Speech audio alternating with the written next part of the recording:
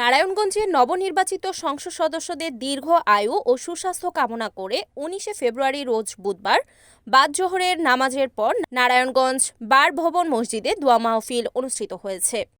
নবনির্বাচিত যারা হলেন: আসন ১ দীপু ভূঁইয়া, আসন ২ নজরুল ইসলাম আজাদ, আসন ৩ আজহারুল ইসলাম মান্নান, আসন ৫ অ্যাডভোকেট আবুল কালাম।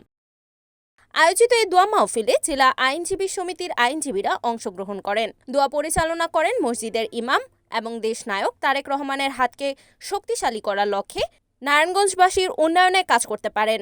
এ সময় উপস্থিত ছিলেন নারায়ণগঞ্জ আইনজীবী সমিতির সভাপতি অ্যাডভোকেট সরকার হুমায়ুন কবির, নারায়ণগঞ্জ নারী ও শিশু নির্যাতন দমন tribunal PP Khorshed Alam, advocate Zakir Hossain, advocate Moshiur Rahman, advocate Abul Kalam Azad, advocate Mainuddin Reza সহ আইনজীবী সমিতির সকল সদস্যবৃন্দ এই সময় মিলাদ ও দোয়া মাহফিলে উপস্থিত ছিলেন।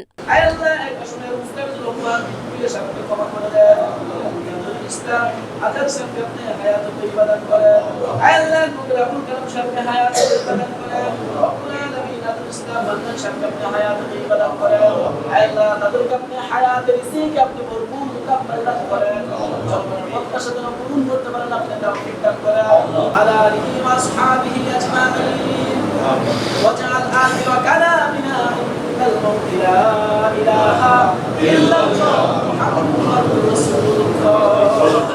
Report Sagar Khan, NAN TV, Narayanganj.